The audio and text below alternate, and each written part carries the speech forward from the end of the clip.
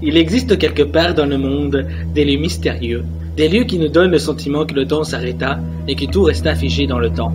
Sur le globe, plusieurs sites mégalithiques ont été recensés. Ces grandes pierres de granit ou de schiste qui s'élèvent telles des dieux vers le ciel. En Angleterre, Stonehenge est l'un de ces endroits qui nous prend en tripes et dont on ne voudrait quitter pour rien au monde.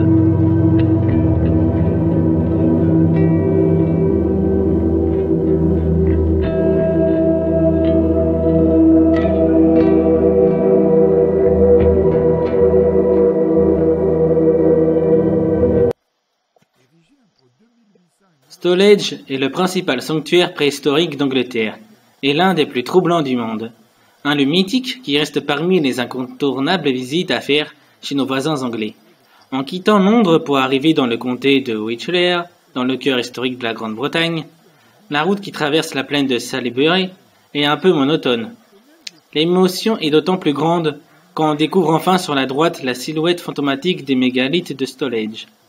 Tout le monde a en tête l'image de ce mystérieux cercle de pierres géantes dressé vers le ciel, classé au patrimoine de l'humanité par l'UNESCO. Impossible de ne pas être impressionné par la découverte de ce sanctuaire chargé de mystères. Le site fait partie du patrimoine géré par l'English Heritage.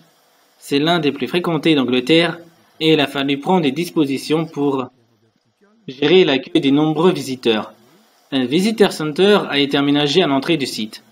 À 2 km des pierres dressées, on peut visiter le musée qui rassemble 200 vestiges archéologiques et se balader avec les enfants dans les petites huttes constituées d'un village néolithique.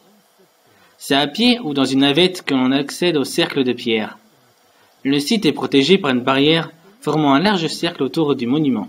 Démontage de l'ancienne structure et réérection en un cercle parfait et un ovale en plein centre du monument. Le cercle tel qu'on peut le voir aujourd'hui est incomplet. Sanctuaire d'un culte solaire, observatoire astronomique, monument funéraire, qui, quand, comment et pourquoi des hommes il y a si longtemps se sont donné tant de mal pour ériger ce cercle de pierre monumental. Le mystère reste entier à propos de Stonehenge. Le mot saxon signifie gibet de pierre ou pierre suspendue, qui évoque la construction assemblée en piliers et linteaux. Le sujet passionne les archéologues, les astronomes et les visiteurs. Le site a été utilisé longtemps par des druides celtes pour leurs cérémonies, mais les lourdes pierres dressées étaient là bien avant leur arrivée. Elles ont été dressées par des populations anciennes, autochtones, et non pas, comme les historiens l'ont longtemps pensé, par les Mycéniens. La direction du soleil levant au solstice d'été. Le monument aurait été délibérément détruit au début de notre ère.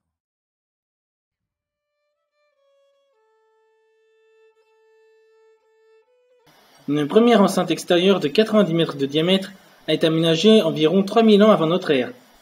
Celle-ci est délimitée par un petit talus doublé d'un fossé. L'entrée du cercle sacré était indiquée par 2 monolithes. Une troisième pierre Elstone était placée à l'extérieur de l'enceinte. Il y avait encore 4 blocs de grès, station servant pour marquer les 4 points cardinaux. Menée en partenariat avec l'Université libre de Bruxelles et le Musée national d'histoire naturelle de Paris, la recherche a combiné la datation au carbone 14 avec les nouveaux développements d'analyse archéologique. Bien qu'il y ait eu beaucoup de spéculations sur la façon dont Stonehenge a été construit, la question du qui l'a construit a reçu beaucoup moins 56 trous creusés dans le flanc intérieur du terre-plein ont dévoilé de nombreux ossements humains. Le site a probablement été utilisé comme centre de crémation et nid de sépulture pendant des siècles. Selon certaines sources, 460 pierres auraient été émises pour rendre hommage à 460 gentilshommes massacrés par les Saxons et dont le roi Aurelius souhaitait entretenir la mémoire. cette histoire d'isotopes et comment cette géochronologie fonctionne.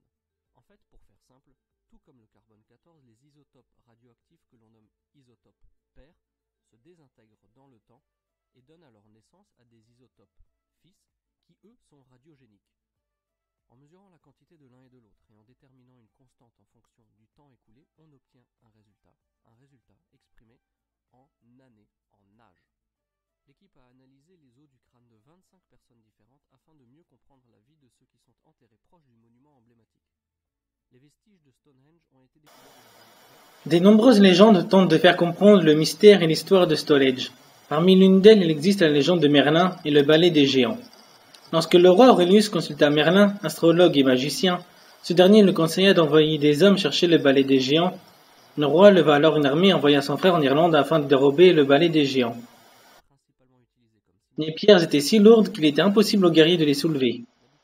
Merlin annonça donc une formule magique, et elles devinrent si légères qu'il fut possible de les transporter sans difficulté à Stonehenge où elles se situent encore.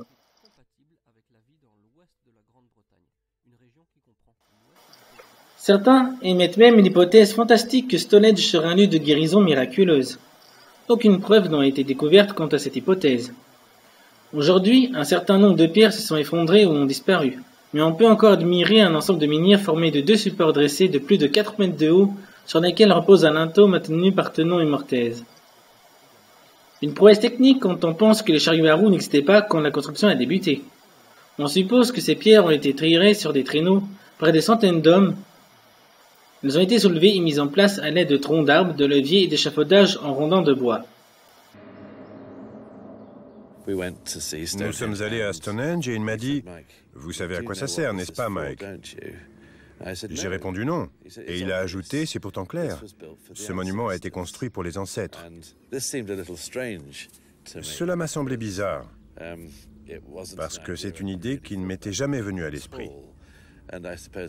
Ma première réaction a été d'en rire, et puis ensuite j'ai commencé à y réfléchir plus sérieusement.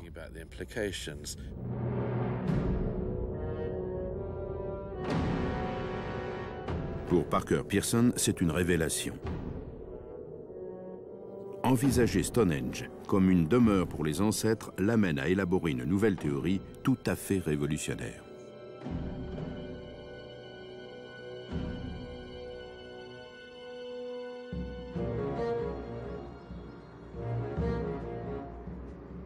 À présent, Mike Parker Pearson pense que Stonehenge n'était qu'une moitié d'un vaste complexe religieux. L'autre moitié étant un étrange cercle de bois que l'on retrouve à quelques kilomètres de là.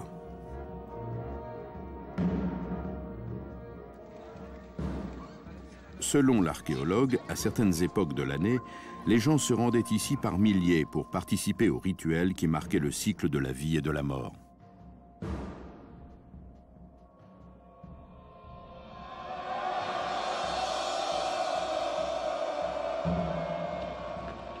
Ils défilaient en longue procession sur les larges avenues menant à la rivière Avon, qui coule entre ces deux monuments.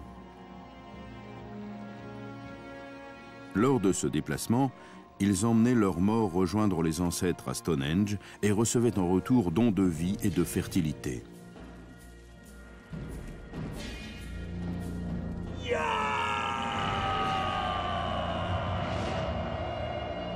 Voilà comment Parker Pearson voit les choses.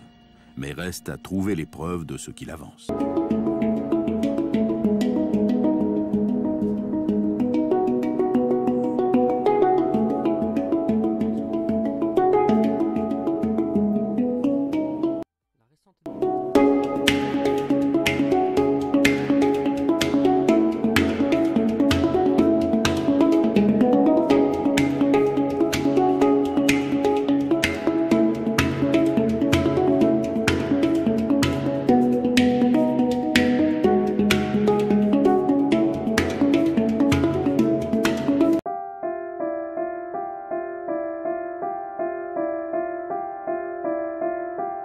En France, les alignements de Carnac dans le Morbihan, qui s'établit sur 4 km de longueur et fait face à plus de 3000 menhirs et dolmens, est le site mégalithique le plus grand de France.